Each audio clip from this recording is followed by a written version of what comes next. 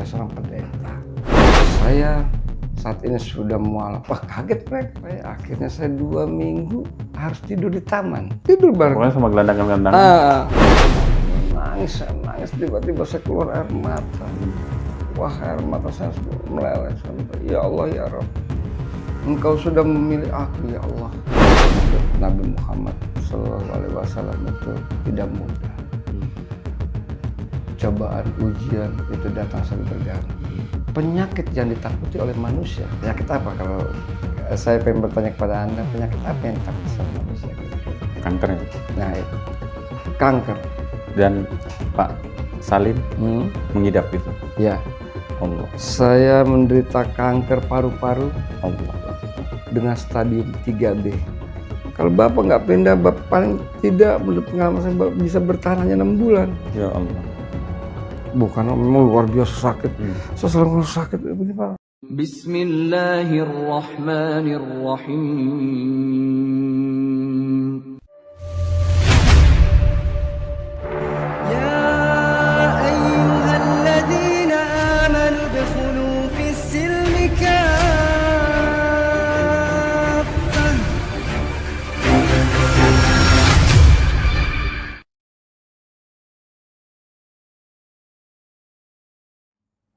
Bismillahirrahmanirrahim. Assalamualaikum warahmatullahi wabarakatuh. Waalaikumsalam.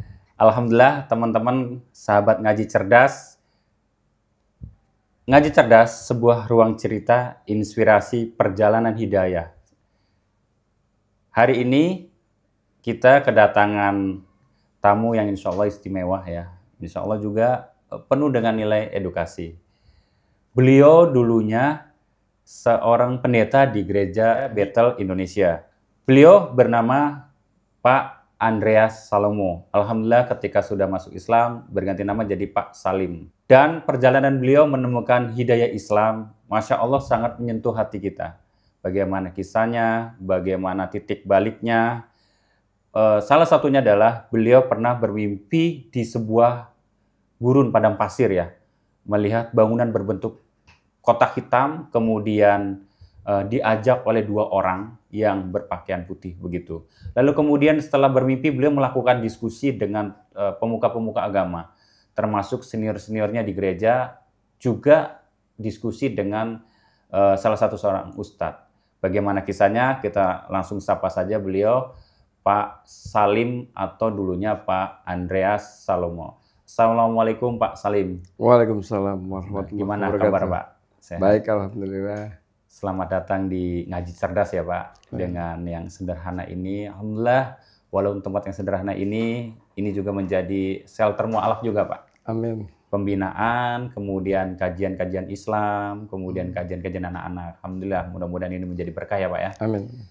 Begitupun kedatangan Pak Salim ya. Lebih enak dipanggil Pak Salim daripada Pak Salomo. Karena lebih islami juga dan doa begitu ya. Amin. Baik, alhamdulillah. Pak Salim, kalau saya sudah kenal sama Pak Salim nih, alhamdulillah. Tadi kita bincang-bincang sedikit ya Pak ya. Nah, mungkin sahabat Ngaji Cerdas nih yang belum kenal, mungkin Bapak bisa perkenalan dulu nih. Siapa sih Pak Andreas Salomo? Siapa sih Pak Salim ini? Ya, sedikit saja dulu. Sebelum saya mualaf, nama saya dulu adalah Andreas Salomo. Kemudian setelah saya memualafkan diri, diganti dengan menjadi nama Salim. Walaupun sebenarnya kata arti dari Salomo sama dengan Salim itu hampir sama. Iya, Salomo dan Salim itu ya. Salam, gitu. Salim, selamat sejahtera. Gitu. Salam sejahtera. Jadi ada kesamaan ya. Itu yang namain siapa? Orang yang mengislamkan atau? Yang mengislamkan. Pada saat itu yang mengislamkan memberikan Pak, mau diganti namanya? Gitu. Atau mau nama Islam? Ya saya bilang, oh boleh. Kira-kira siapa saya bilang? Oh di sini banyak Pak. Ada Muhammad, ada Ahmad, gitu. Atau ada Salim, atau Selamat, atau segala macam. Akhirnya saya ambillah itu dengan nama Salim. Gitu. Jadi agak mirip gitu ya dengan nama sebelumnya ya. Gitu. Insyaallah. Walaupun saya juga tahu arti-arti nama gitu. Setelah mengetahui Salim artinya tuh selamat. Nah, udah sama seperti Salomo. Nah, Salom, selamat. Nah, sudah. Saya akhirnya saya ambil itu dengan kata salim. Masya Allah. Dulu syahadat di mana, Pak? Saya dulu syahadat di Masjid Sunda Kelapa. Oh, Masjid Agung Sunda Kelapa Ya, Masjid Agung Sunda Kelapa. Tahun 2023. 2023 atau sorry, mohon maaf. 2018. 2018. Tanggal 3 Februari. Oh, Masya Allah. Alhamdulillah. Berarti dulu aktivitas utama dulu tuh apa, Pak? Bagaimana keseharian Bapak di GBI itu, Pak? Saya sebagai pendeta muda istilahnya, pendeta muda. Saya tetap memberikan khotbah gitu, kepada para jemaat setiap minggunya. Nah, kami kan ada 3 session, pagi, siang, dan sore. Gitu. 3 session. Rutinitas seperti itu aja. Gitu. Baik, berarti pengkhotbah ya? Ya, ceramah, isi gitu ya? Iya. 3 session itu Bapak semua atau ganti-ganti pendetanya? Oh, ganti-ganti, Pak. Oh. Kadang-kadang kan saya nanti dioper-oper ke mana gereja mana yang memerlukan saya, begitu. Apalagi kalau misalnya ada sebuah sentuhan, kita dianggap ada sebuah penyembuhan ilahi, itu kita bisa dipanggil di mana aja, di gereja mana aja. Berarti Gitu. Pak Salim dulu memang dihormati ya sama jemaat ya, karena kan pemuka agama. Seperti itulah, Pak. Gitu. Tapi ternyata nggak sangka ya sekarang jadi seorang Muslim ya. Masya Allah, hidayah Allah, Masya Allah. Tadi di awal sempat saya singgung soal mimpi tadi ya. Iya. Walaupun itu hanya wasilah, kemudian Bapak kan nanti belajar gitu ya. Iya, betul. Nah, bisa ceritakan Pak, mimpi aneh itu seperti apa? Mimpi aneh Gitu. Tahun 2018 tanggal waktu itu masih bulan Januari ya. Januari saya masih ingat sekitar tanggal 15 Februari. 15 Januari. Itu 2018 saya bermimpi di sebuah gurun pasir. Di mana sebuah gurun pasir itu benar-benar tandus. Betul. Kalau mungkin sekarang itu walaupun gurun pasir sudah banyak gedung-gedung, tapi pada saat itu benar-benar gurun pasir seperti ada banyak-banyak pegunungan pasir. Nah, kenapa pada saat itu mimpi saya ada di sana? Gitu. Saya juga kurang tahu ya untuk dalam hal mimpi itu. Nah, saya melihat setelah saya menengok sebelah ke kanan, saya melihat ada sebuah bangunan sama persegi gitu ya. Kotak. Sebagai kotak. Itu ditutupi dengan kain hitam. Dan waktu itu nggak tahu itu apa gitu. Pada saat itu saya tidak tahu itu bangunan apa kok ada di sebuah gurun pasir gitu.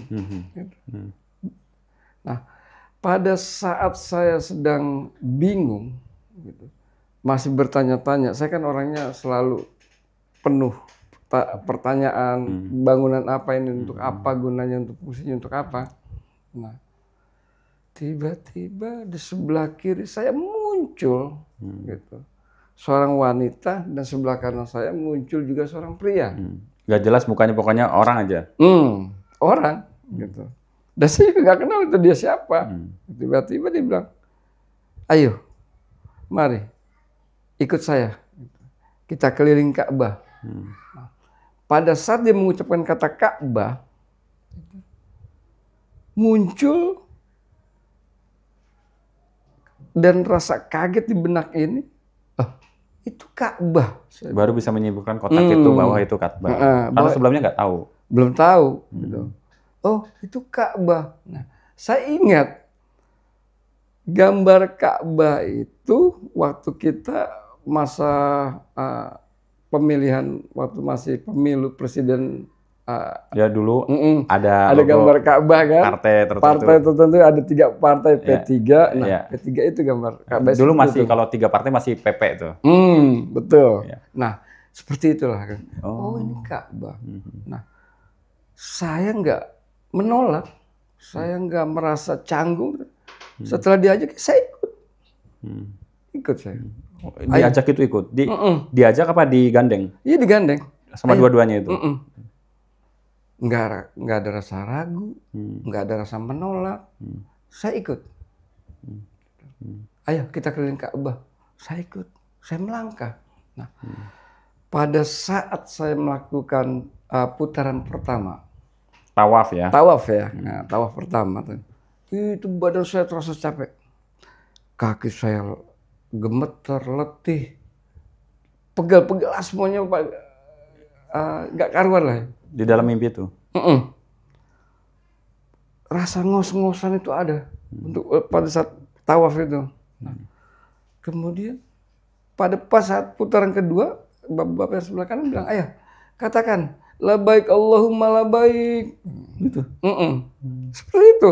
Wah, waktu itu kan saya kata-katanya masih terbata-bata kan, belum begitu fasih gitu. Ya, saya ikutin labaik Allahumma labaik. Wah, seperti itulah.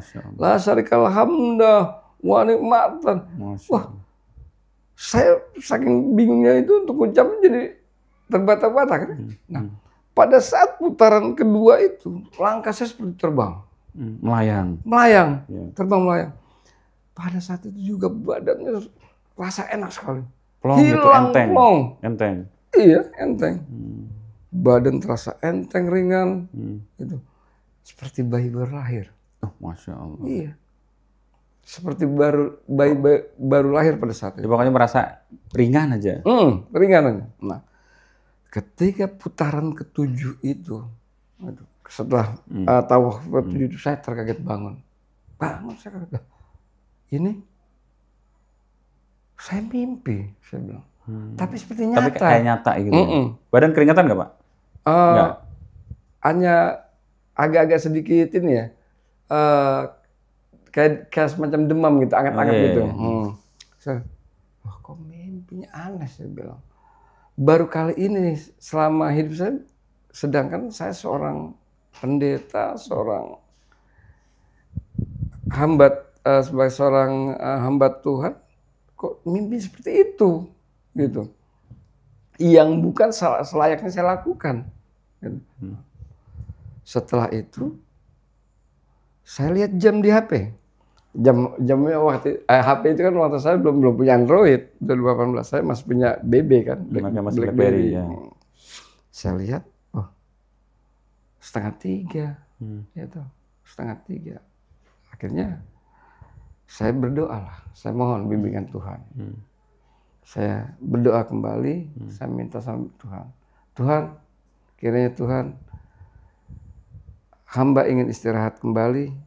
Entah mimpi ini, entah mimpi apa itu, saya bilang, Tuhan lupakan, saya bilang. Gitu. Saya tidur lagi. Tapi perasaan saya itu tidurnya nggak lama, baru beberapa menit. Tiba-tiba saya dibangunin sama istri saya. Istri saya kan orang Manado. Gitu. Istri saya Manado. Dibangun. Jo, bangun Jo. Jangan. So jam berapa ya? Ini 2:30 Pak. 2:30 Pak. Bangun. Gitu. Bangun. Akhirnya saya kaget bangun, saya bangun. Oh 5:30. Saya pergi mandi. Pada saat setelah selesai mandi, gitu, selesai mandi segala macam, istri saya sudah menyiapkan dasi, jas, meja putih, sudah siapkan sepatu, sudah rapi. Saya berangkat, saya mau persiapan khotbah gitu, di gereja. Setelah itu istri saya, mertua saya, istri saya sudah siapkan makanan di meja. Nah saya turun, Pak, biar kakak yang bawa mobil Pak. Oh, kenapa kita nggak pergi bareng aja, saya bilang. Pergi bareng kan kita enak gitu. Pak, kagak, Fani belum siap. Gitu. Anak saya belum siap yang nomor 2. Belum siap berangkat. Belum siap berangkat karena masih belum mandi. Sudah, kalau gitu Papa berangkat pakai motor sendiri. Berangkatlah saya pakai motor. Ke gereja. Ketika saya berangkat pakai motor, ini rasanya kok hidup ini indah, pada nyaman. Itu ketika saya mulai motor, nggak ada rasa saya was-was, saya khawatir. Gitu. Anehnya pada saat itu, apa yang akan saya khotbahkan, apa yang akan saya ceramahkan, hilang sama sekali. Padahal udah disiapin. Padahal sudah disiapkan. Hilang sama sekali. Hilang. Nah, ringkas cerita, setelah saya sampai gereja, pada saat saya di mimbar, sama sekali saya tidak ada bahan apa yang mau saya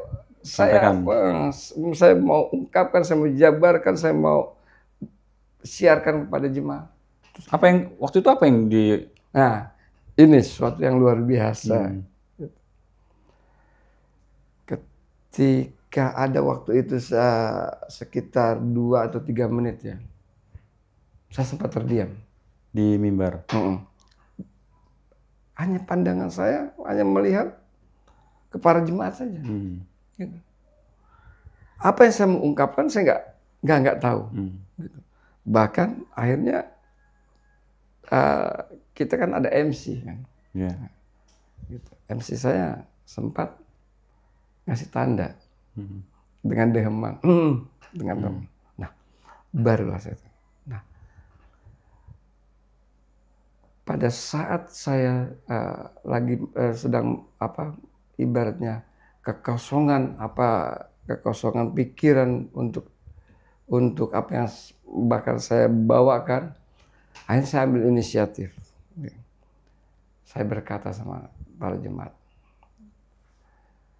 wahai jemaat, wahai anak-anak Tuhan, bagi kalian yang saat ini sedang mengalami sukacita, mempunyai duka, mempunyai penyakit, apa yang dirasakan sama para jemaat, saya bilang, maju. Mereka maju. Mereka pada maju? Maju. Baik yang ada di kursi roda, ya. Baik ada yang punya penyakit migran, ada yang punya dia ada stroke yang pakai kursi roda, ada stroke maju. Nah, pada saat itu mereka sudah dibantu sama para pengerja, gitu. Pengerja gereja sudah dibantu, mereka sudah dibuat baris bersaf gitu. Iya, untuk di ini. Akhirnya saya turun dari mimbar. Langsung saya doakan. Saya doakan. Apa yang Bapak rasakan saat ini? Oh, saya tidak bisa jalan. Berapa lama Kak Bapak tidak bisa jalan? Ya kurang lebih sudah hampir 4 tahun. Oh, ya sekarang begini. Asal Bapak yakin dan percaya, Tuhan Yesus akan menjamah Bapak. Sembuh dalam nama Yesus. Bangkit. Saya suruh bangkit. Berdiri. Saya loncat, dia loncat. Kegirangan dia loncat. Sembuh saat itu juga. Nah, kemudian seorang ibu, saya bilang, apa yang ibu rasakan saat ini? Pak Pendeta, saya kena migran. Ibu yakin dan percaya, ibu akan sembuh. Saya pegang kepalanya, dalam nama Yesus, sembuh. Gitu. Apa yang ibu rasakan? Pak Pendeta, puji Tuhan, saya hilang penyakit migran saya. Bahkan seorang anak kecil yang sakit gigi, saya pegang pipinya begini, sembuh. Nah, kemudian itulah terjadinya pada saat kalau misalnya ini adalah penyembuhan ilahi. Gitu. Ya, season pertama, season kedua makin banyak yang minta disembuhkan. Iya, itu bahkan dari gereja lain. Kenapa? Ya biasalah kalau mereka testimoni ada dia punya sanak family, punya saudara, punya, datang ke gereja gua, di situ ada penyembuhan, ada penyembuhan ilahi, datang. Begitu. Oh, istilahnya penyembuhan ilahi.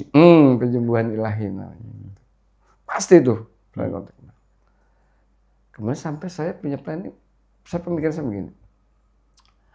Sebenarnya saya pada saat saya berangkat, saya naik motor, waktu mau ke arah gereja, saya sudah punya planning dan pemikiran, saya akan menemui senior saya dan saya akan cerita dan saya akan curhat tentang Mimpi tadi. mimpi semalam. Oke. Gitu. Kemudian season ketiga sore selesai, saya bertemulah dengan senior saya. Senior saya sampai dia bilang, wih, ngana luar biasa katanya. Gitu. 3 season ngana bisa menyembuhkan penyembuhan ilahi dan banyak sekali mereka yang datang. Nah, pada saat itu juga saya curhat sama Pak. Begini, sebenarnya kita juga pengen curhat. Nggak punya masalah apa katanya. Kaget ya. Padahal lagi sukses-suksesnya ngobatin orang. Tapi itu, nggak punya masalah apa? Enggak. Kita punya curhat cuman saya dan Ngana yang tahu. Itu pendeta senior. Pendeta senior. Wah, nggak perlu saya sebutkan namanya. Ya, masih aktif lah sekarang ya. Masih. Nah, begini bos, saya bilang semalam kita mimpi. Ngana kayak serius saja, mimpi apa? Semalam saya mimpi mengelilingi Ka'bah. Dia gebrak meja. Wah, kaget saya. Ngana gebrak meja kenapa? Stop. Ngana tidak perlu cerita-cerita kepada siapa. Enggak mau. Enggak boleh. Pada anak, metua, para jemaat, siapa jangan. Itu iblis kan. Responnya langsung gitu ya? Resisten begitu ya? Iya. Tapi dilanjutin nggak ceritanya? Udah, saya cerita itu, udah selesai saya cerita seperti itu. Nah, dia bilang katakan iblis, udah. Stop. Sudah. Yang penting Ngana bisa simpan itu. Gitu. Itu cuma mimpi, cuma kembang tidur gitu. Bunga tidur. Benar. Akhirnya di rumah ketika saya habis cuci mobil, kemudian saya masih merenungi tentang perkataan senior saya. Kemudian juga saya sempat berpikir, masa iya mimpi itu iblis. Sedangkan saya dapat penyembuhan ilahi, saya bisa menyembuhkan orang, gitu. Padahal selama ini tidak pernah. Itu juga sporadis ya? Itu, padahal nggak pernah sama sekali loh. Aneh kan, saya bingung. Nah, saking bingungnya, akhirnya tiba-tiba ada tetangga saya lewat di belakang rumah. Dia namanya Bram. Dia mau ke masjid. Muslim? Muslim itu sebelah. Nah, kemudian dia lewat depan saya. Nah, saya sambil minum kopi, gitu. Tapi saya tidak merokok. Sekarang setelah saya mualaf, saya merokok, gitu. Nanti cerita itu ya. Nah, kemudian dia bilang, dia tegur duluan. Sore Pak Andre. Saya panggil Pak Andre. Pak Andreas. Mas Bram. Ya, selamat sore. Mau kemana? Saya tanya. Dia bilang. Dia kasih kode. Ini aja. Kasih kode. Oh, baik. Selamat beribadah, saya bilang gitu. Tapi baru sekitar berapa meter? Sekitar 10 langkah. Saya tanya, Mas Bram. Mas Bram. Iya Pak. Saya mau tanya. Gitu. Udah mulai ya, penasaran ya? Ada nggak ustadz di tempat masjid kamu? Ada. Gitu. Langsung ada. Kalau begitu boleh nggak saya sharing? Saya nggak berdebat. Saya tidak pernah mau berdebat dan berdebat. Saya hanya mau sharing, minta 5 atau 10 menit. Oh ada. Dia ada. Oh ada. Oke. Nanti saya tanya. Gitu. Nah, saya lagi masih duduk di teras rumah. Gitu.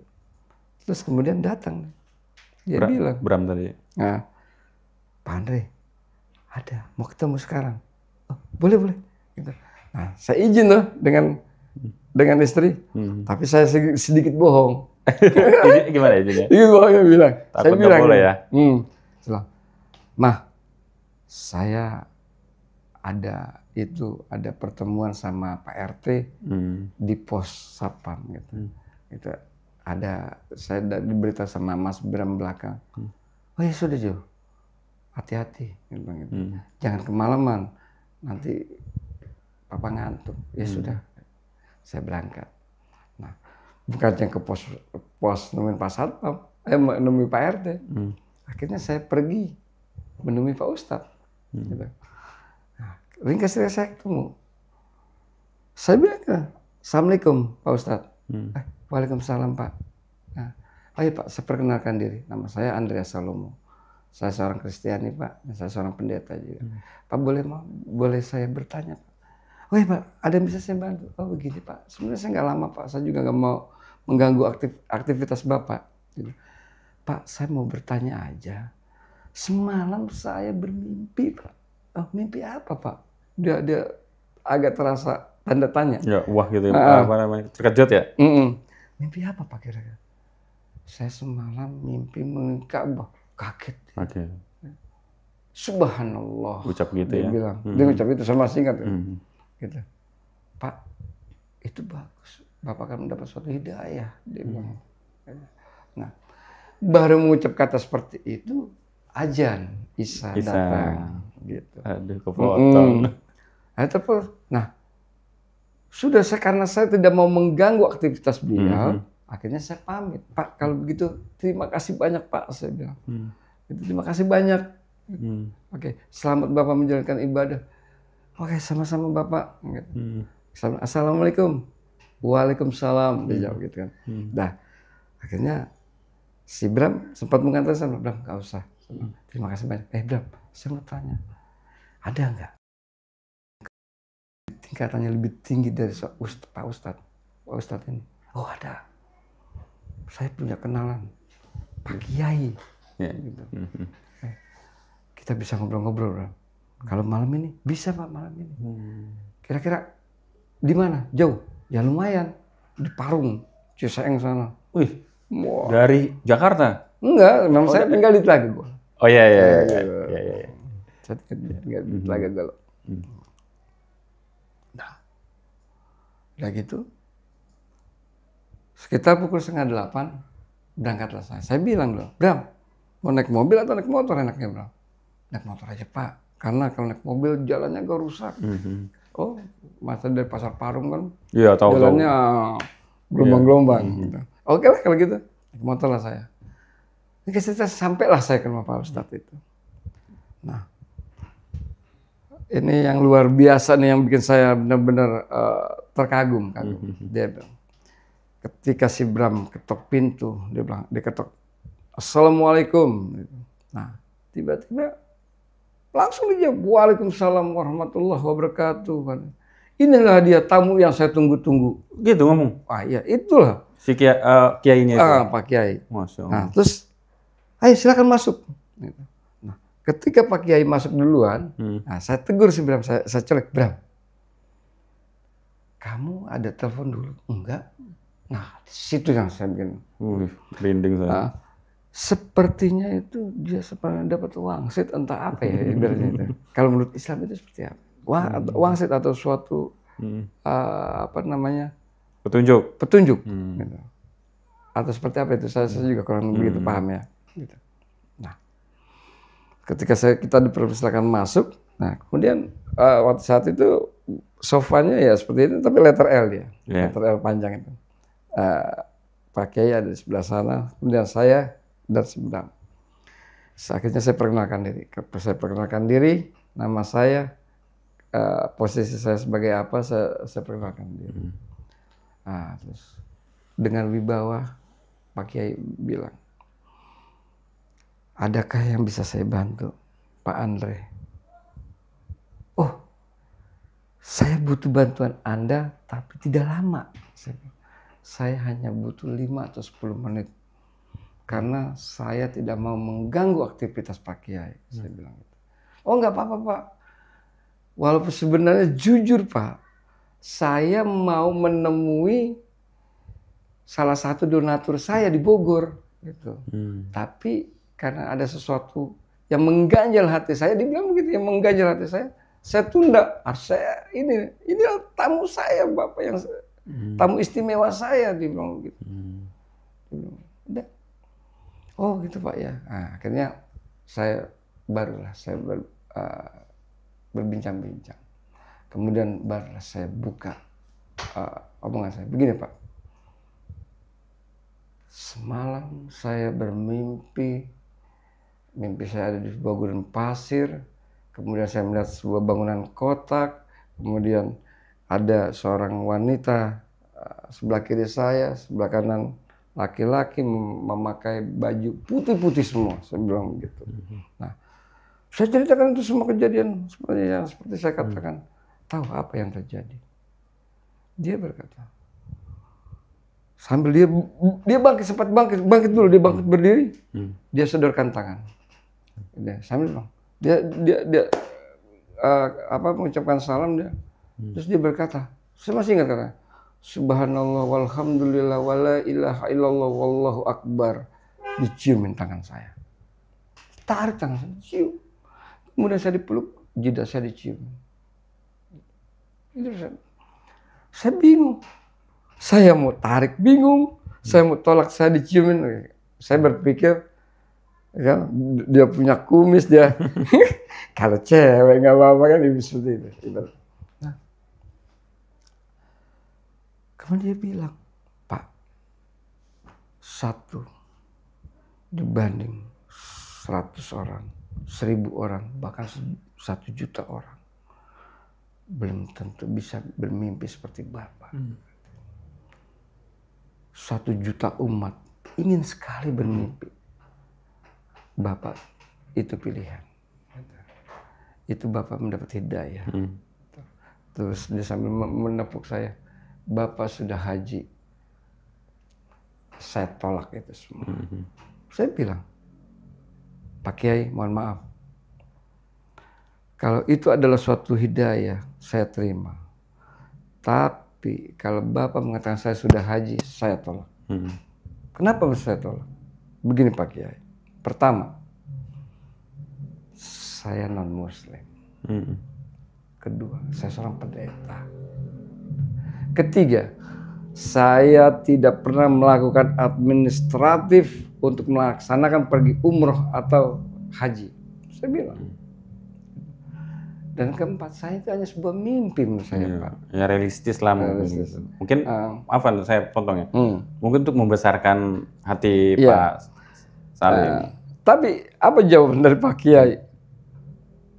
Dia geleng-geleng kepala. Kemudian dia berkata, Pak, kata-kata Paknya itu lantang banget, membuat langsung tersentuh saya. Pak, ya Pak Kiai, mustahil bagi manusia, tidak mustahil bagi Allah.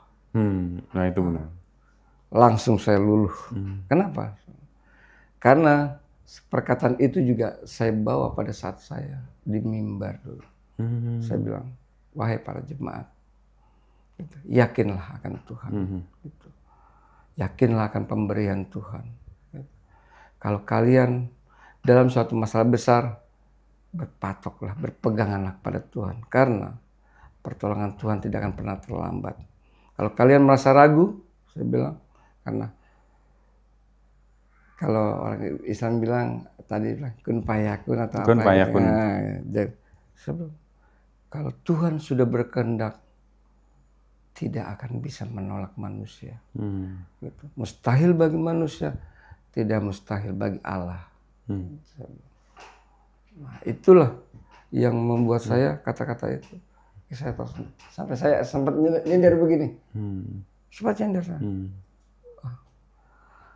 Akhirnya adalah obrolan sampai Pak Kiai itu juga menceritakan tentang Islam. Islam itu seperti apa? Apa yang pernah saya mungkin gambarkan Islam itu sebuah agama yang radikal, agama yang keras, agama yang setelah melihat dari pembicaraan kayaknya lembut banget ya. Framing negatif gitu. bubar. rasa negatif, rasa apapun itu bubar, gitu. Oh, kayaknya enak juga dilihatnya, indah juga dipandang. Dipikir-pikir ya. Dipikir-pikir ya. Akhirnya Pak Kiai itu pergi ke dalam, pergi ke kamar, kemudian dia keluar dengan sebuah kartu nama. Nah, Pak, kalau Bapak ingin belajar tentang agama Islam, di sini bisa, di tempat lain juga bisa, tapi ini ada kata nama. Saya lihat hanya namanya waktu itu lupa ya saya namanya. Cuma di situ ada Masjid Sunda Kelapa. Akhirnya berangkatlah saya ke sana. Dari kartu nama itu, nama beliau ada mungkin salah satu menjabat atau jadi pengurus. Gitu. Akhirnya saya berangkat ke sana. Saya temuin. Gitu. Akhirnya saya temuin. Kemudian saya ingin tahu Pak tentang Islam seperti apa. Dijelaskanlah. Terus kemudian saya sempat bertanya, Pak, syarat menjadi umat Islam itu apa? Menjadi seorang Muslim. Gitu. Pertama harus balik. Beginilah semua harus sunat. Saya waktu itu belum sunat. Akhirnya sunatlah saya di sana. Sebelum syahadat atau sesudah? Sebelum syahadat. Saya sunat.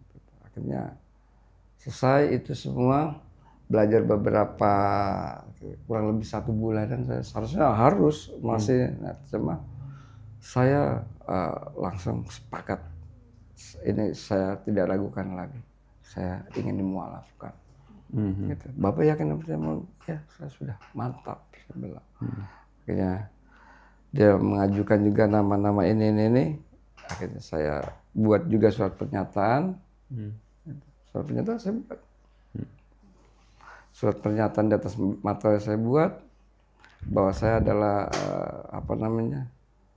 dengan sadar menyatakan tanpa paksaan menyatakan pernyataan memeluk agama Islam. Seperti itu, Pak. Enggak di situlah juga, Pak. Saya punya niat suatu saat saya harus bisa membawa anak dan istri saya. Cita-citanya. Gitu. Ya, saya seorang nakoda. Saya harus membawa ABK saya supaya ABK saya tidak tenggelam gitu, di sebuah kapal kan gitu. Nah, gitu. Ya tapi kenyataannya lain. Gitu sesuai diharapkan. Ya. Tapi insya Allah maha membolak-balikan hati. Amin Pak. Gitu. Jadi momen syahadat itu justru kalau orang kan syahadat dulu kemudian ada yang baru sunat. Justru kalau Pak Salim itu sunat dulu, mempersiapkan diri dulu ya. Persiapkan diri dulu, saya sunat dulu. Kemudian akhirnya saya persiapkan diri. Baru persiapkan diri baru itu saya. Sebentar. Itu Pak Salim syahadat itu sudah mempertimbangkan semua. Sudah, saya pertimbangkan. Termasuk risiko-risiko yang di depan ya. Ya kan Bapak di agama Kristen itu kan agama sebelumnya jabatannya adalah maksudnya pendeta, bahkan tadi bisa menyembuhkan orang ya.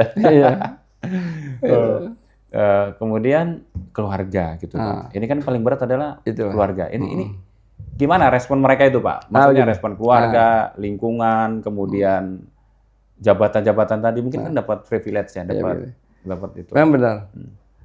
Jadi pengikut Nabi Muhammad SAW itu nggak mudah. Betul. Kalau saya. Cobaan, ujian itu akan datang. Ujian dan rintangan halangan itu semua akan datang dari luar dan dalam. Ya. Itu. Dari dalamnya, dari dalamnya dari keluarga. Itu keluarga sendiri. Ketika saat itu setelah saya sudah mualaf beberapa minggu kemudian ke depan, saya bicara sama istri. Anak-anakku ngumpul-ngumpul. Oh, sembunyi-sembunyi dulu. Iya, saya sembunyi-sembunyi dulu. Enggak langsung declare. Enggak.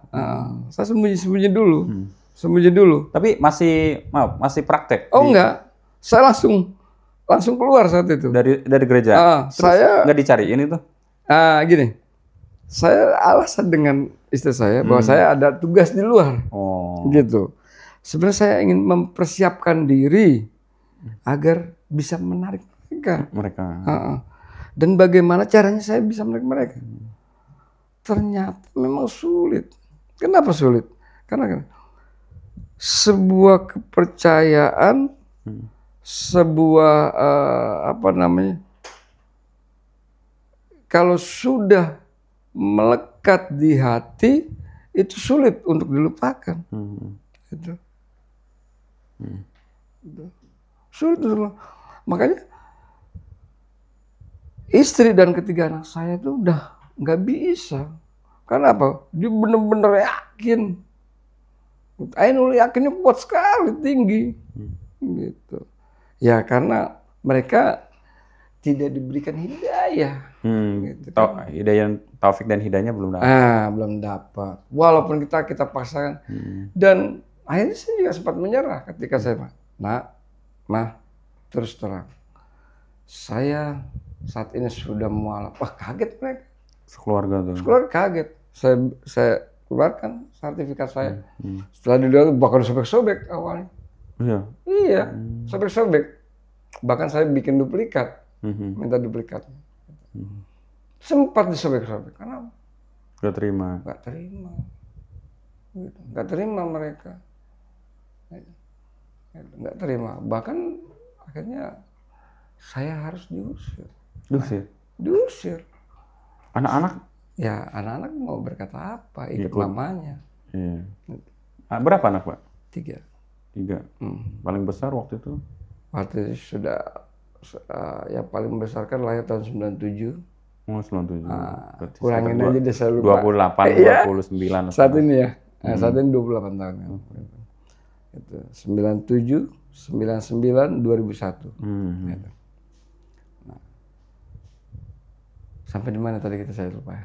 Ya tadi disobek-sobek. Ya, oke, baik. Pada saat itu disobek-sobek ya.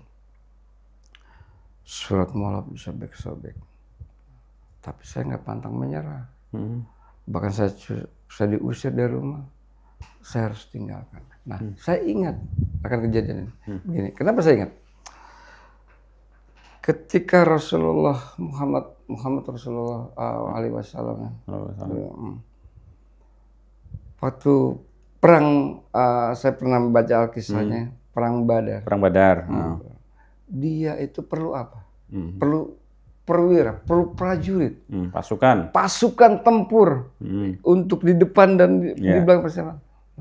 Nah, dia itu ngambil dari mana? Mulai dari kasta bawah sampai kasta tinggi. Mereka yang punya harta, mereka yang punya kedudukan, harus ditinggalkan. Tata, harta dan wanita. Gitu. Harus lihat. Harta dan jiwanya. Sama seperti saya saat ini semua. Tata, harta dan wanita. Harus saya tinggalkan itu. Tata. Saya sebagai pendeta. Harta. Saya punya rumah, punya mobil, segala macam. Nah, wanita. Istri. Dan anak-anak. Harus saya tinggalkan. Demi keyakinannya. Ya, itu. Akhirnya bergila hijrah lah saya. Nah, hijrah kemana itu? Hijrah ke Ben Hill.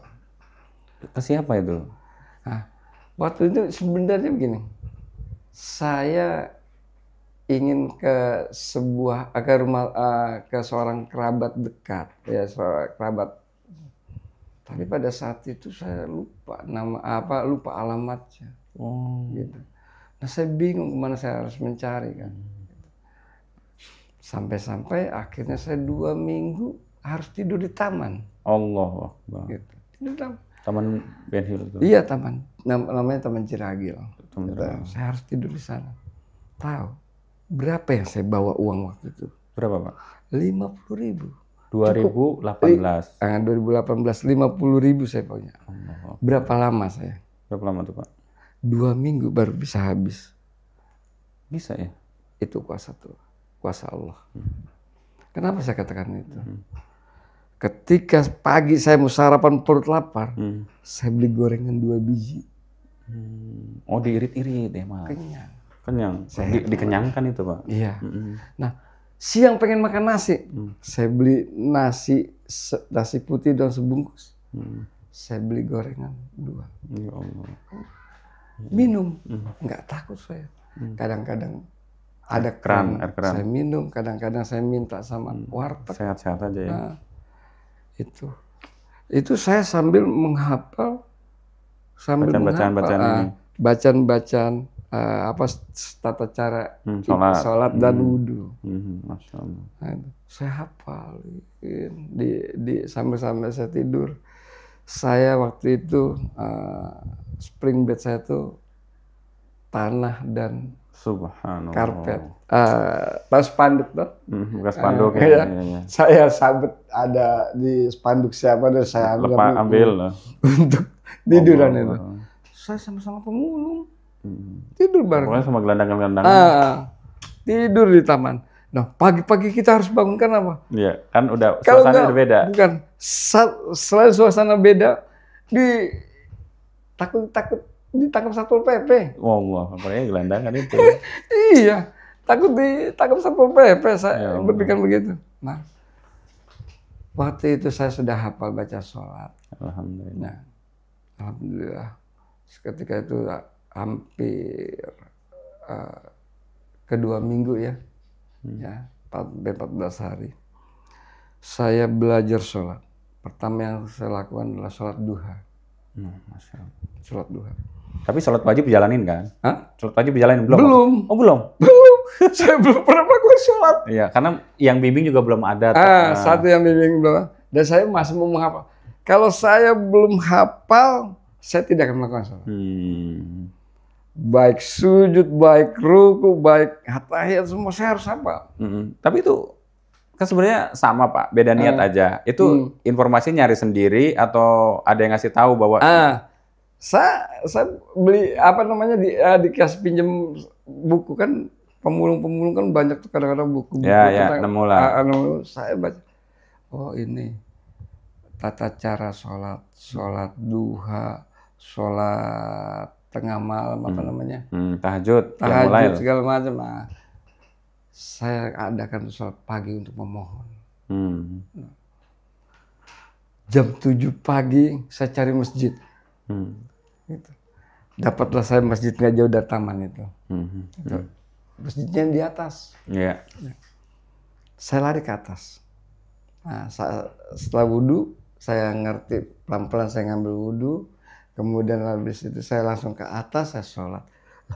Ketika saya masuk masjid, nggak ada siapa-siapa ya. Karena pagi Pak. Kayak itu, saya tadinya belum tahu. Kok nggak ada siapa-siapa ya? Saya bilang, gitu. Nah akhirnya masuklah saya. Saya mencoba masuk sholat. Hanya yang saya lakukan hanya 2 rakaat. Setelah selesai sholat, saya memohon sama Allah. Saya mohon sambil nangis, tiba-tiba saya keluar air mata. Wah, air mata saya meleleh sampai, ya Allah ya Rabb. Engkau sudah memilih aku ya Allah. Engkau juga ya Allah yang sudah melepaskan hamba, keluarga hamba. Segala-galanya yang Engkau lakukan saat ini ya Allah. Angkat derajat martabat hamba ya Allah. Saya punya prinsip seperti ini, ketuk. Dari dulu saya punya begitu. Ketika saya jadi pendeta, saya selalu ajarkan. Wahai jemaatku, wahai kaumku, bila engkau ingin sesuatu agar Tuhan mengabulkanmu, ketuk. Saya bilang, ketuk pintu hati Tuhan, ketuk pintu hati Allah, maka Allah akan bukakan pintu itu selebar-lebarnya. Masya Allah. Nah, disitulah saya baru saya teringat, saya mohon sama Allah, ya Allah ya Rabb, sampai saya meneteskan air mata. Angkat derajat dan martabat hamba ya Allah. Allah langsung jawab saat itu. Ketika saya turun dari masjid, ada seorang bapak-bapak, kakek-kakek, dia berambut putih, berjenggot putih panjang, dan lengannya di sini bertato. Panggillah saya. Sini. Dipanggil. Bapak panggil saya? Iya, sini. Saya tanya, dari mana? Ketika ditanya dari mana, saya ada rasa ini kaget. Kenapa? Rasa kaget, rasa pikiran, rasa takut. Kenapa? Karena di atas itu ada tromol. Ya kan? Itu yang membuat saya takut. Takut, saya dicurigain. Lalu saya sambil rasa takut, iya Pak. Ditanya, kamu dari mana? Habis ngapain? Nah saya tanya, Pak mohon maaf. Saya habis belajar sholat Pak. Belajar sholat ya. Sholat apa Ginari? Dia bilang gitu. Dia coba mengetes saya kan. Saya bilang, maaf Pak, saya sholat duha Pak.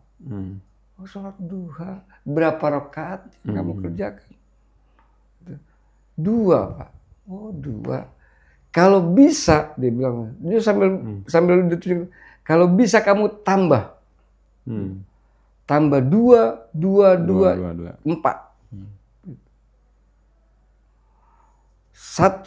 2 itu kamu langsung untuk hatayatul masjid. Jadi kalau bisa. Dan 2 lagi sholat taubat. Dia bilang, nah 2 itu baru kamu jalankan. Oh begitu Pak, iya. Gitu.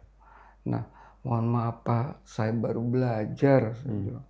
Saya belum tahu itu semua. Oh, baru belajar dan belum tahu. Sini.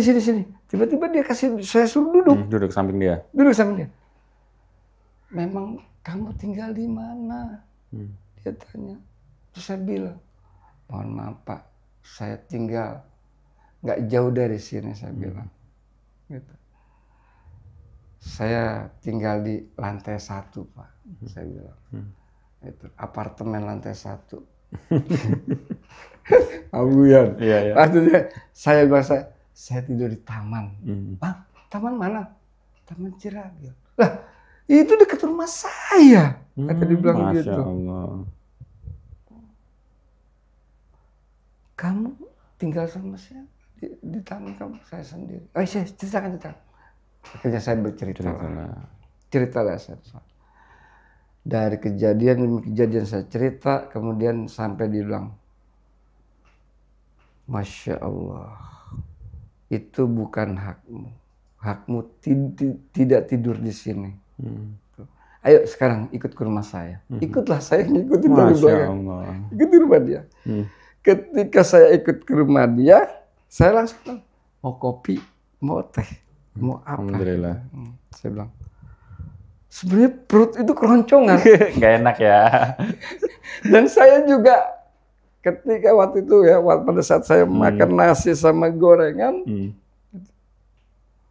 saya lihat, aduh warung Padang ini. Waduh. Duh, betapa enaknya makan di Padang nih. Apalagi yang namanya kepala ikan kakap. Wah, kesukaan saya juga itu. Makan seruput-seruput ini udah terbayang di pikir kan. Gitu. Selama ini bukan gorengan aja. Ada gitu. Tapi Bapak itu cuma apa?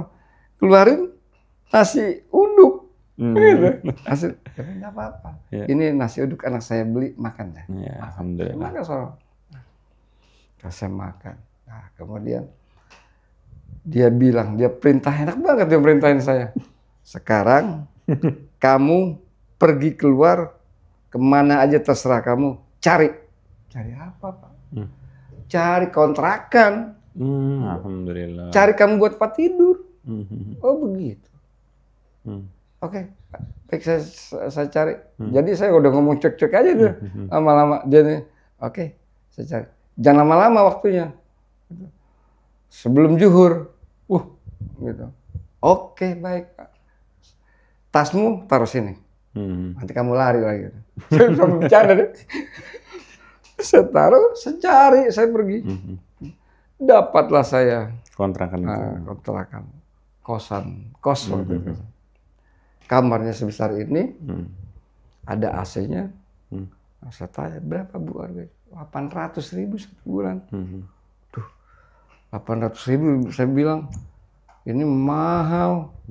Saya mau ngomong juga nggak enak. Kan gitu. Saya coba cari-cari lagi. Cari lagi. Ada. Dekat rel kereta, murah 300.000. Nah, tapi bising. Hmm. Gitu. Belum kalau kereta lewat, Waduh. nggak bisa tidur. Akhirnya saya ceritakan lah sama. Kemudian saya kembali ke masih bapak. Rupanya dia seorang ustadz. Masya Allah. Ustadz guru ngaji Hmm. untuk orang tua dan remaja Di situ. ke beliau. Masya Allah. Nah, seorang ustadz. Kemudian dia bilang, kamu dapat di mana? Dapat Pak, cuma ada 2 tempat yang saya. Pertama, harga 800, kondisi seperti ini. Terus yang 300 dekat rel kereta api Pak, bising sekali. Oh gitu ya, oke. Dia masuk ke kamar. Kemudian dia ambil amplop. Nih, pilihan pertama berangkat, Masya bayar. Allah. Alhamdulillah. Itu uang 1 juta. Lebihnya untuk kamu makan. Alhamdulillah. Saya dalam hati saya, ini apa? Gue mimpi apa semalam? Iya. Tiban rezeki dari mana? Ini Alhamdulillah. nggak keingetan bahwa saya habis. Kata-kata tadi. Ya tadi kan memohon sungguh-sungguh. Itu. Akhirnya apa? Dah. Wah, saya harus bayarkan biar saya bisa tidur. Selama ini badan saya pada sakit. Di tanah. Saya punya sofa, saya punya spring bed ini. Aduh, buatan mana nih? Rasanya empuknya luar biasa sampai badan pada sakit. Ya Allah.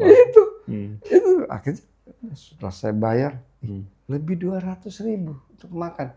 Duh, makan apa ini saya? Iya. Saya lihat itu Padang lagi. Waduh. Warung Padang. Masya Allah.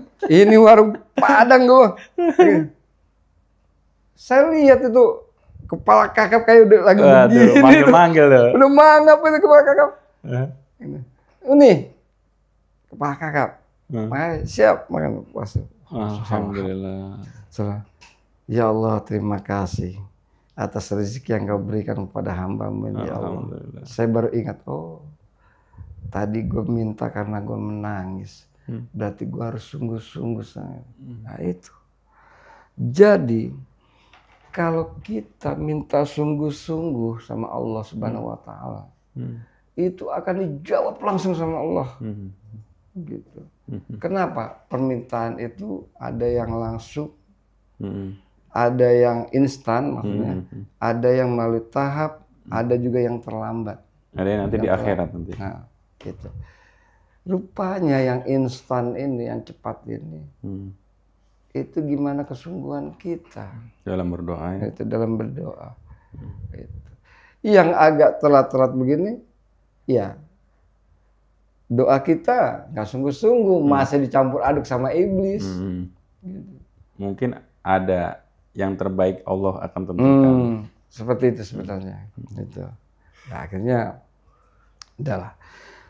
Saya berpikir untuk bulan berikutnya saya tidak mengandalkan Dari Bapak itu ya. Saya harus kerja. Akhirnya saya mencari kerja lah. Dapatlah saya kerja di Tamrin City. Sebagai apa? Di rumah makan Padang.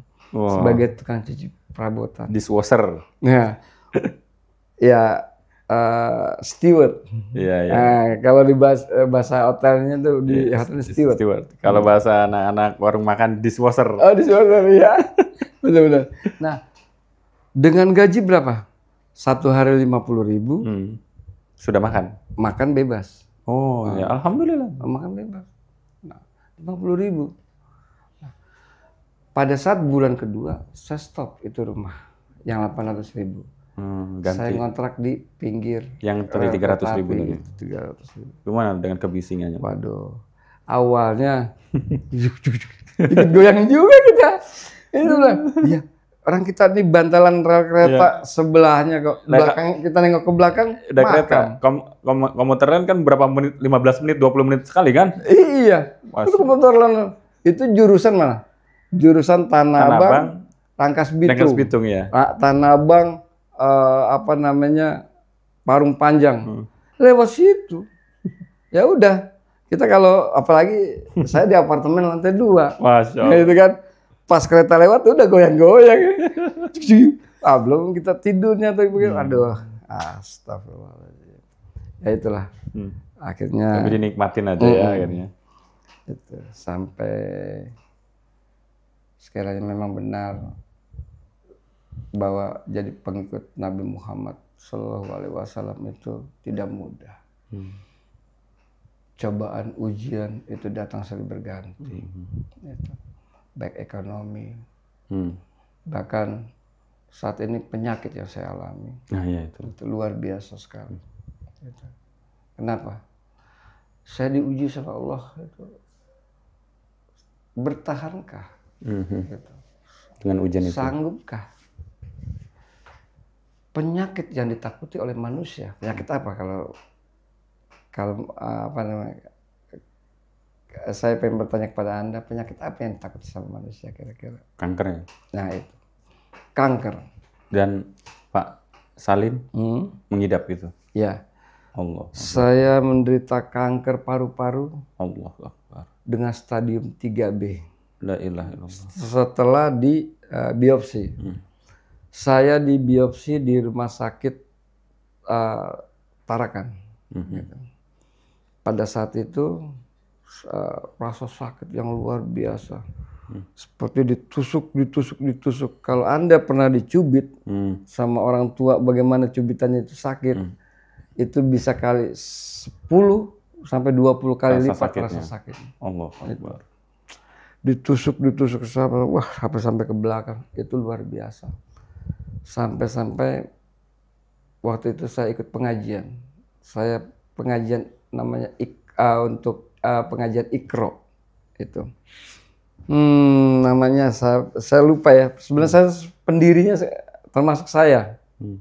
Jadi saya beserta ketiga teman saya. Jadi pengajian Iqra itu orang umur ABG semua. Apa tuh ABG itu singkatannya? Ibaratnya ABG semua, ABG-nya itu di atas umur 40 ke atas. Lansia semua rata-rata. ABG-nya gitu. Nah, jadi memang pencetusnya itu teman saya Pak Hari namanya. Dia luar biasa dia. Benar. Akhirnya sampai sekarang berjalan setiap Selasa malam Rabu. Nah, itu. Seperti yang tadi saya katakan, bahwa menjadi pengikut Nabi Muhammad itu ada jadi pengikut seorang Muslim itu ada dua, dari luar dan dari dalam. Nah, saya bilang katakan, akhirnya saya harus keluar dari pengajian itu. Karena apa? Dari luar inilah umat ini kita sendiri. Dari umat Muslim sendiri. Kenapa itu, Pak? Nah, saya dikatakan modus. Oh, gitu. Emang bisa dikatakan modus? Jadi begini. Padahal waktu itu saya sakit. Sakit yang sungguh luar biasa. Bagaimana saya bisa mencari. Kemudian saya minta bantuan sama sahabat saya. Gitu. Waktu itu saya mau ke rumah sakit, memang saya nggak ada dana. Nah, terus ada teman saya sebenarnya sirik, mungkin punya rasa sirik. Nah, dia lihat saya diberi uang. Itu sebenarnya nggak banyak diberi uangnya. Cuma untuk transport doang, untuk pulang pergi kasih 50.000. Nah, saya dengar selentingnya sampai dia bilang, Pak Salim itu masuk Islam dan sakit juga kayak modus. Wah, di situ akhirnya saya harus mundur. Kenapa? Sampai saya berpikir begini, modus. Saya bilang, tunggu ya, jangan kamu ngomong sembarang, saya bilang modus. Apakah gue kaya? Setelah gue masuk Islam, kamu katakan modus, apakah saya kaya? Satu. Kedua, apakah saya begini semua ke seluruh masjid-masjid, ke umat-umat Islam, saya minta begini. Kamu boleh cek, ada nggak nama saya di situ? Saya bilang, ada nggak saya menandatanganinya? Nggak ada. Saya bilang, kalau saya modus, emang saya kaya? Daripada saya modus seperti ini, saya kembali aja. Ngapain lagi saya? Udah jelas. Oh, udah jelas. Gaji gua kelihatan, gue bilang. Dibanding lu berapa sih nilai lu 1 bulan? Emosi waktu itu. Iya, terbawa suasana ya. Terbawa suasana. Akhirnya saya harus mengalah. Karena khawatir mudaratnya lebih besar. Itu saya nggak mau terjadi mudarat. Akhirnya saya mundur pelan-pelan. Ada aja ya. Gitu. Sebenarnya bagus apa kita mengenal dengan Iqra itu kita bagus. Karena apa? Itu saya harus belajar dan menuntun. Harus belajar bisa membaca Al-Quran. Saya dari situ. Gitu. Itu di situ. Wah sedih sebenarnya saya harus meninggal karena pendirinya kami termasuk saya berempat itu. Itu sampai sekarang anggotanya luar biasa. Banyak ya. Banyak. Ya, insya Allah ada amal jariah. Gini, karena pengajian itu pertama malam hari.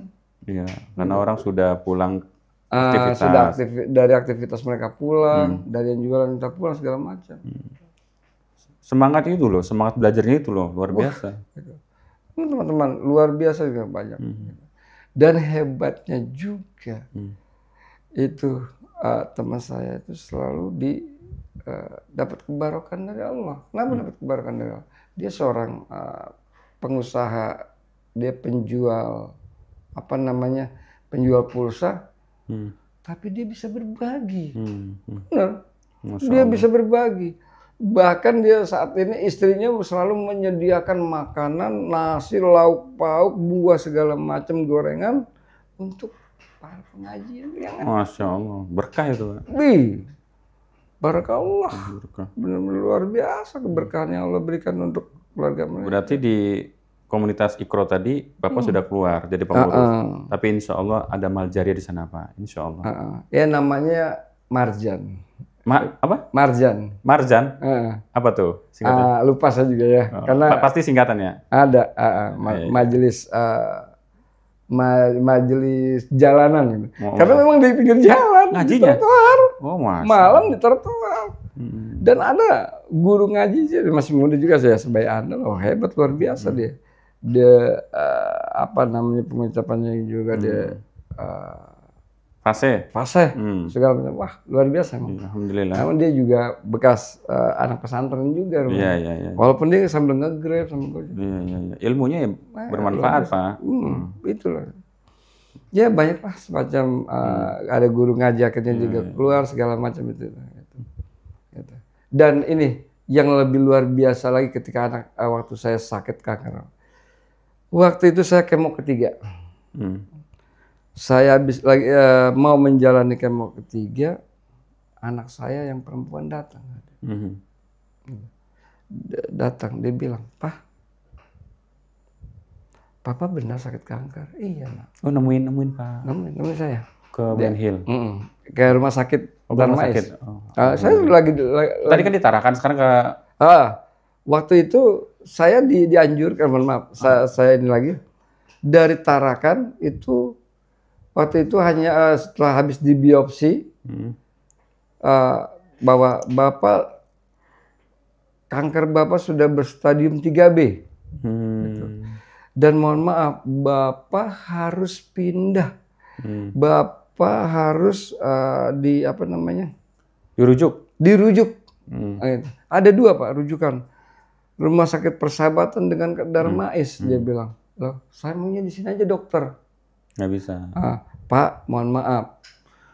Kalau menurut berdasarkan pengalaman saya bukan Tuhan ya Pak ya. Ini berdasarkan pengalaman. Kalau Bapak tidak pindah dari rumah sakit ini karena apa Pak? Di sini tidak lengkap Pak. Peralatannya. Bapak belum bisa. Kalau seandainya kemo, Bapak belum bisa kemo di sini, gitu.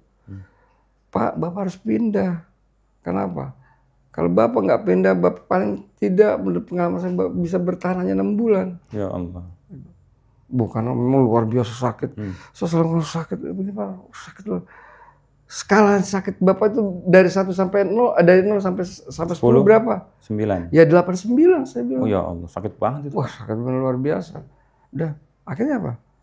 Ya Dok, saya pengen berjuang. Oke. Pindah akhirnya. Rujuklah saya di kanker. Darmais. Ketemu lah anak itu di Darmais. Di Darmais juga begitu. Dokter bilang, Pak berapa rasa sakit Bapak? Dari 0 sampai 10. 89. Dikasih obat apa? Morfin. Ya Allah. Karena apa? Untuk menahan rasa sakit. Iya, memang nyari itu obatnya. ya. Morfin itulah yang selalu saya konsumsi karena untuk menahan rasa sakit. Iya. Harus. Akhirnya apa? Bapak harus kemo, saya harus kemo. Nah, kemo pertama, kemo kedua masih terasa sakit, kemo ketiga anak saya hadir, perempuan datang.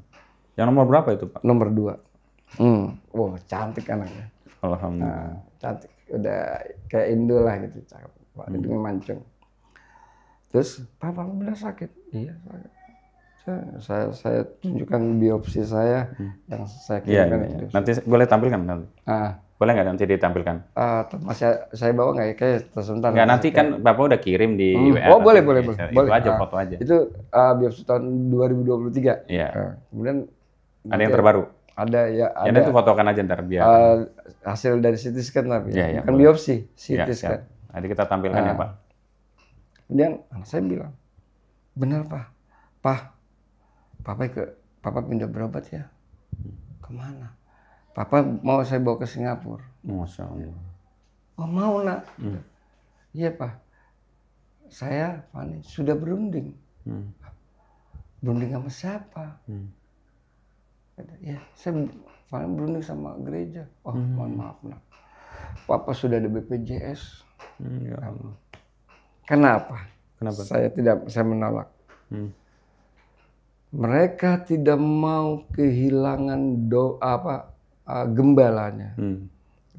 Domba-domba buat jemaat. Tapi saya adalah gembala. Gembala. Tidak mau kehilangan gembala. Mau menarik kembali. Diajak itu. Melalui anak Bapak. Untuk berobat. Saya tolak. Benar saya tolak. Saya nggak mau. Sebenarnya Papa sudah di BPJS. Akhirnya nangis. Ya Allah. Dia nangis, dia keluar dari kamar, dia pulang. Gak tahan, Pak. Nih, Hati nurani kan. Iya, saya langsung ngerti bagaimana seorang anak, bagaimana saya ngerti. Ya sudah, akhirnya kemo ketiga, kemo keempat nggak ada yang datang. Itu Tuhan kabulkan. Karena apa? Sebenarnya dari rasanya sakitnya yang luar biasa. Akhirnya saya juga buat pemberi semangat buat pasien-pasien yang saya temui di rumah sakit, yang di kamar. Saya kan semangat. Nah, ada seorang ustadz.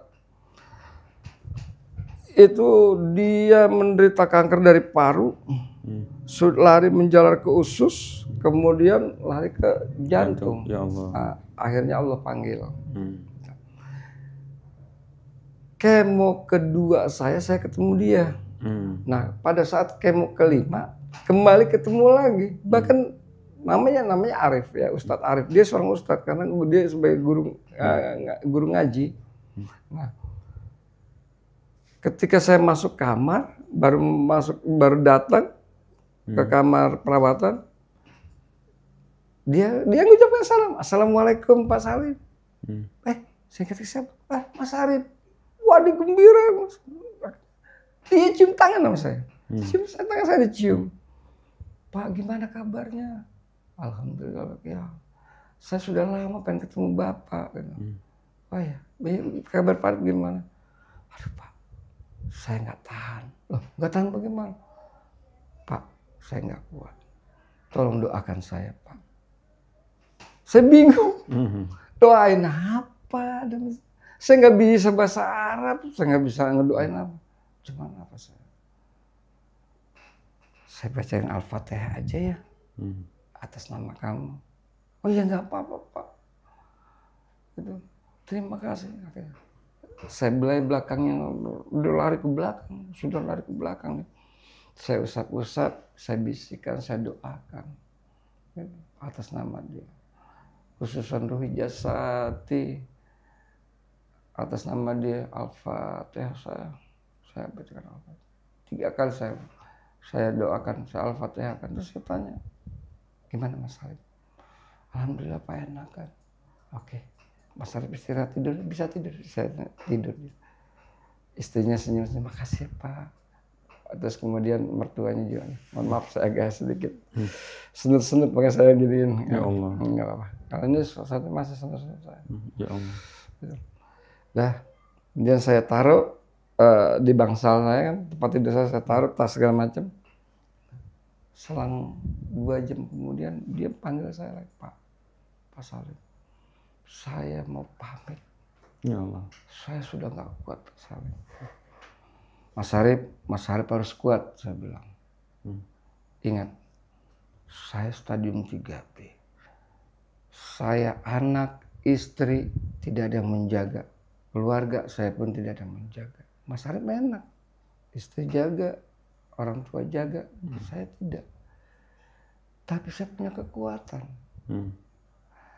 Yakin ada kekuatan, Allah akan menyembuhkan. Mas Arif bisa. Iya, iya. Iya, dia bilang iya. Betul. Ya. Ya sudah, saya bantu doa ya dari tempat tidur karena saya mau pasang infus. Gitu kan. Ya Allah. Saya mau pasang infus kan. Ya udah. Kemudian saya hanya bisa menandakan tangan. Saya bacakan Al-Fatihah buat Mas Arif. Nah, akhirnya malamnya setelah saya pasang infus, kemo saya masuk. Malam itu juga saya di kemo itu sebenarnya terbuat dari bahan nuklir untuk menghancurkan sel kanker. Itu terbuat dari nuklir. Nah, kemudian pukul 1.17 Mas Arif itu meninggal dunia. Wafat. Saya melihat sekelebatan dari kaca. Entah, kita kan jam 1.17 meninggal. Karena sebelum saya tanya, Mbak, mohon maaf, Mas Arif sudah level berapa? Sudah stadium berapa? Mohon maaf Pak, jangan ngomong-ngomong ya. Iya, kenapa? Mas Arif itu sudah stadium 4. Ya, jadi stadium itu ada 4. Pertama 1A, 1B, 2, 2A, 2B, 3, 3A, 3B baru akhir. Nah saya sudah 3B. Sudah hampir stadium 4. Ya Allah. Allah kasih semangat spirit. Ini yang luar biasa, penyembuhan ilahi buat diri saya. Kenapa? Saya penjual kopi keliling sebenarnya. Ya, sambil saya berjualan kopi. Nah, pada saat saya mau sholat, asar, lohor, atau maghrib, saya lari ke lantai 3, naik di pasar Bendungan Hilir. Itu di musola. Musola itu ada 4 saf. Nah, ketika saya mau sholat, saya sholat, Allahu Akbar. Itu mata saya tertuju ke bawah. Ada bisikan dia.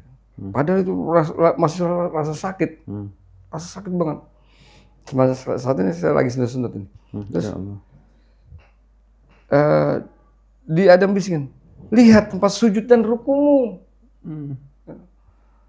Sambil saya berdiri begini, nggak ada apa-apa, bersih.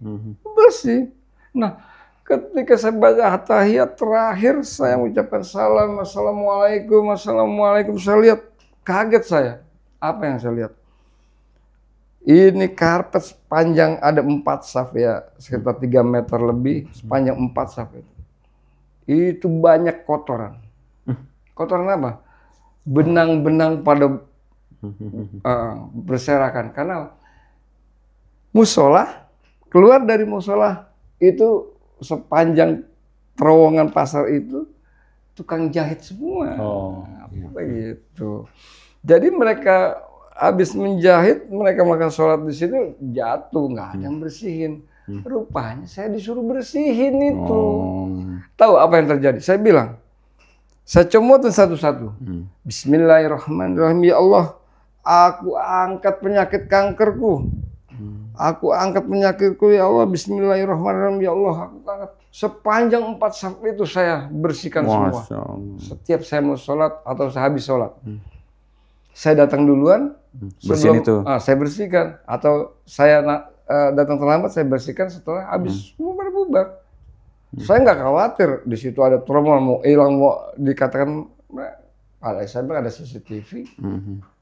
Udah saya bersihkan itu. Saya bersihkan. Sampai ngegelumel di sini banyak, saya buang bismillahirrahmanirrahim. Ya Allah, aku ingin sembuh. Aku buang penyakit kanker. Disitulah Allah berikan. Rasa sakit mulai rasa hilang. Alhamdulillah. Alhamdulillah. Itu. Sampai akhirnya kemo ke-6 selesai, kemo ke-6 di CT scan kembali sudah mengecil. Gitu. Tapi dokter bilang, Pak, alhamdulillah sudah kecil, bagus ini Pak. Stop kemo ya Pak, tapi Bapak tetap kontrol setiap bulan. Gitu. Kalau Bapak merasakan sakit, nyeri, jangan ragu-ragu, apalagi kalau Bapak sampai muntah. Sampai batuk-batuk dan ada batuk darah. Bapak langsung ke IGD. Gitu. Bapak langsung ke IGD. Jangan ditunda. Karena gini, jangan menganggap bahwa kanker itu bisa sembuh. Kanker bisa kecil dan tidak jaminan itu Bapak pulih 100%. Gitu. Makanya banyak penderita kanker kan. Mohon maaf. Ya, minum dulu. Ya Allah.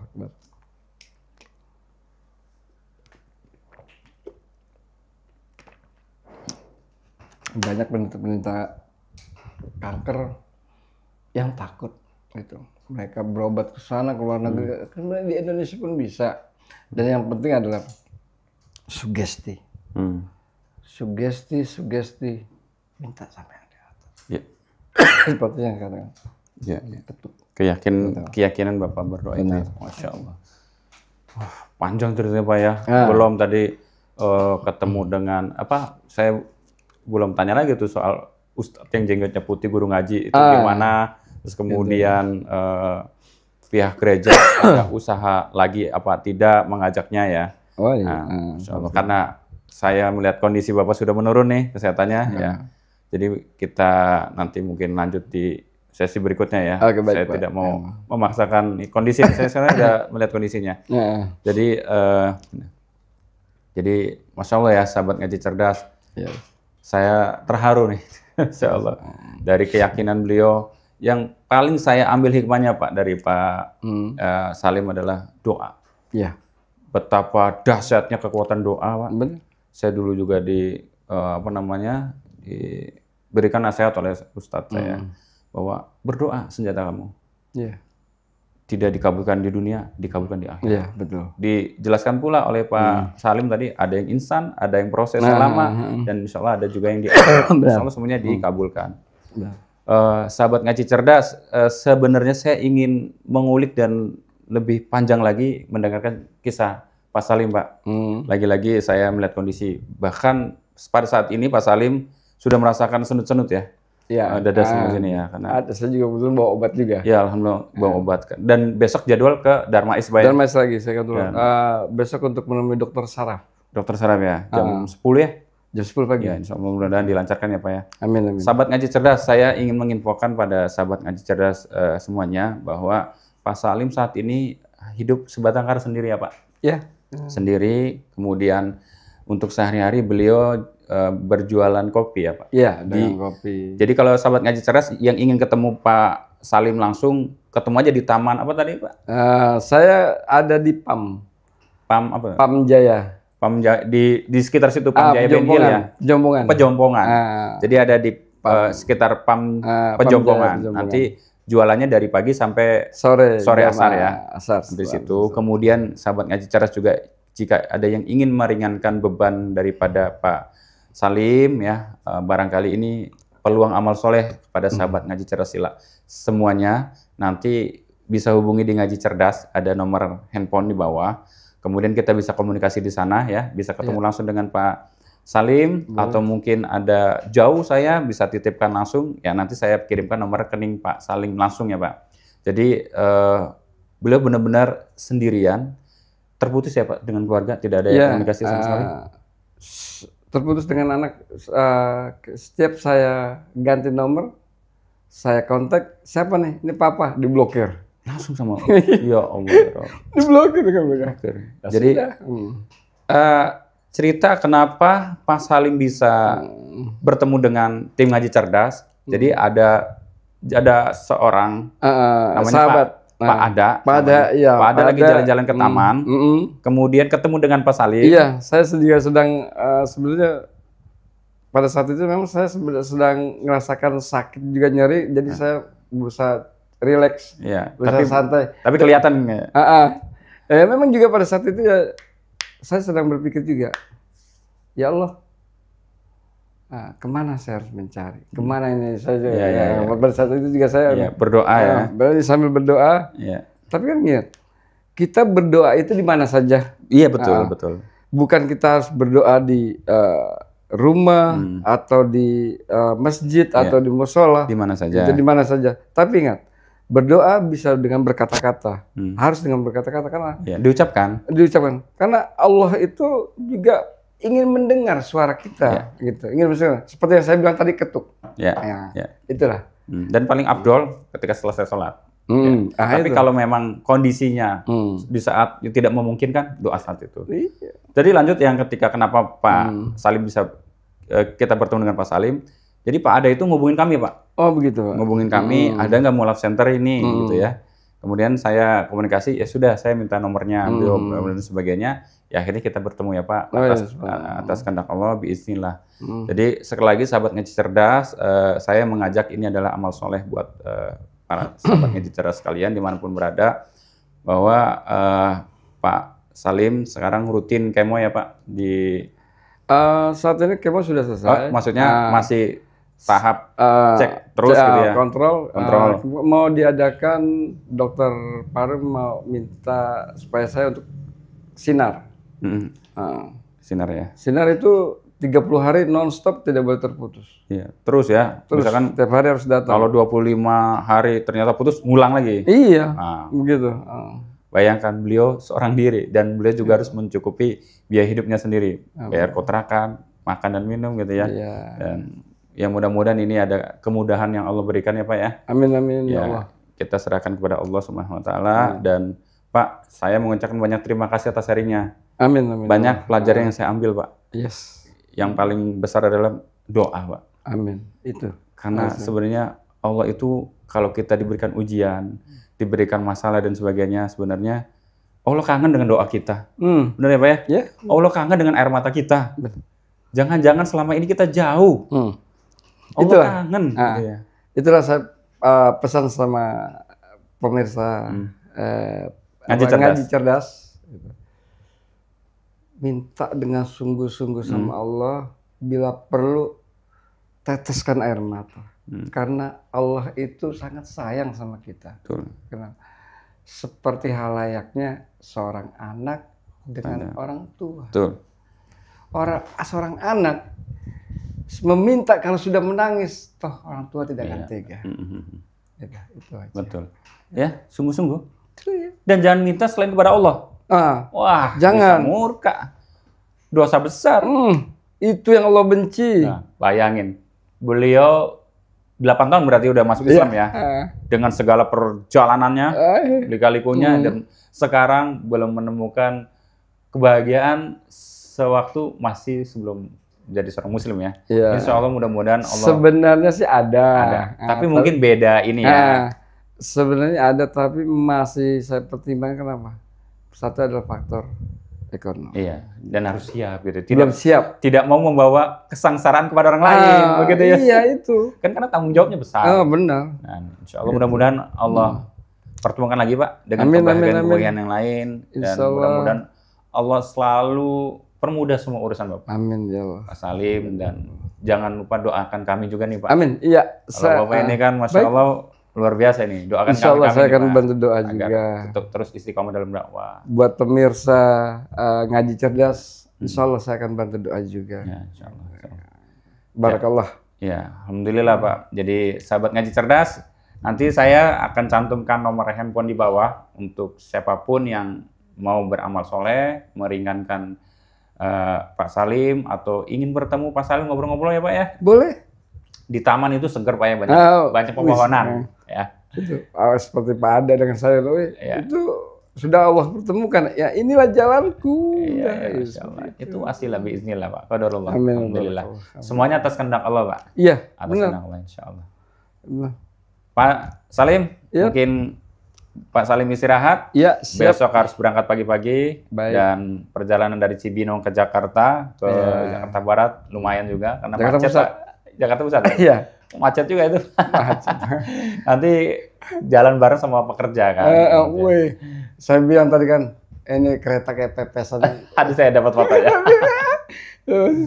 Tadinya saya pengen ke sana, cuman karena ganjil genap, Pak. Ya. Kemudian waktunya juga mepet. Ya, alhamdulillah. Dengan semua rencana Allah. Ya, alhamdulillah. Saya bahagia sekali, Pak, bertemu dengan Pak Salim. Iya. Jadi enak, namanya juga Pak Salim ya. Iya. Sahabat Ngaji Cerdas, kurang-kurangnya kesalahan datangnya dari saya pribadi, ya, mohon dimaafkan. Kebenaran hanya Allah yang punya, ya Pak ya. Amin. Dan mudah-mudahan kita selalu diistiqomahkan dalam iman Islam kita, diteguhkan di agama Allah. Amin. Dan kemudian kita juga bisa menerapkan Islam secara apa, Pak? Ya. Islam itu bukan ajaran, bukan agama prasmanan. Iya. Bukan ajaran agama yang event saja, eventan. Ya, misal eventnya cuman Lebaran doang. Ya, kelihatan Islami. Kemudian Idul Adha doang, kurban ya, bawa nama Allah selesai. Atau mungkin koruptor yang sedang disidang pakai peci begitu ya. Jadi Islam itu semua yang mengatur kehidupan kita dari tidur, mau tidur, bangun tidur lagi, Allah atur semua. Insya Allah menemukan kedamaian sebagaimana yang ditemukan oleh Pak Salim. Amin. Masya Allah, Pak Salim dari sebuah mimpi yang aneh mungkin ya Pak ya. Yang sebelumnya tidak ada maklumat bahwa apa itu Ka'bah, apa itu gurun, apa itu dari baju buat haji gitu ya. Nah, mudah-mudahan saya doakan juga Pak bisa pergi haji atau umroh Pak. Amin. Itu kan harapan ya Rob, supaya langsung ke sana Pak. Iya.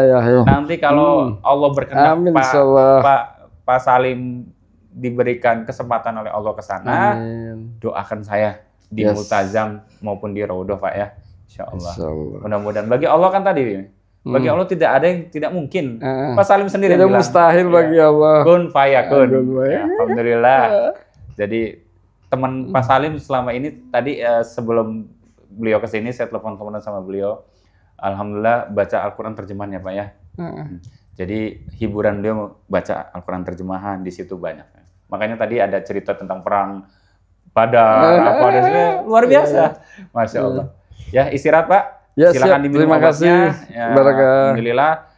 Barakallahu fikum jami'an. Wassalamualaikum warahmatullahi wabarakatuh. Waalaikumsalam warahmatullahi wabarakatuh. Syukran Pak. Silakan istirahat. Nanti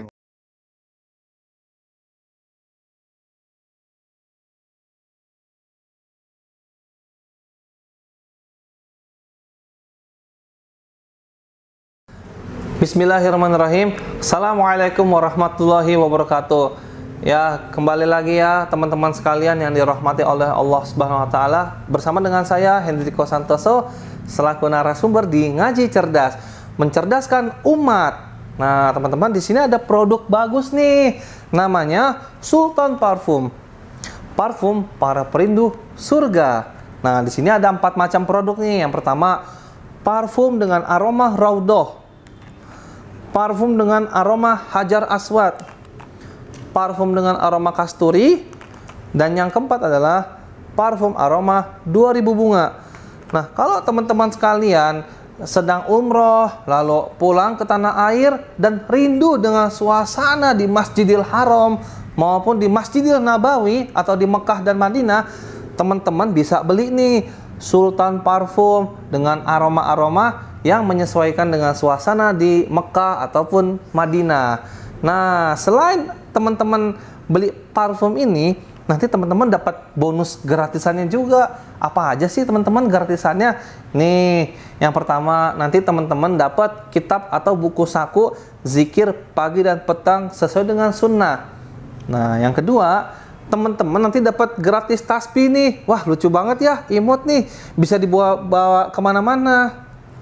Yang ketiga, nanti teman-teman dapat juga nih kertas untuk bagaimana sih parfum ini digunakan untuk saat suasana apa aja. Di sini udah dijelasnya teman-teman semua.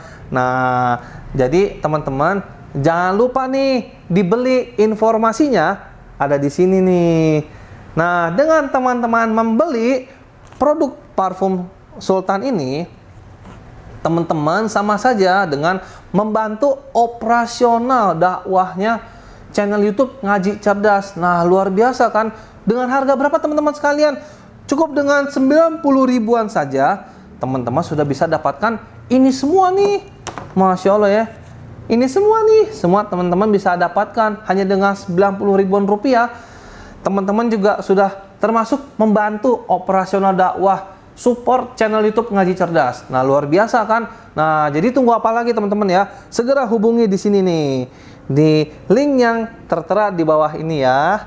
Terima kasih ya teman-teman sudah menonton. Assalamualaikum warahmatullahi wabarakatuh.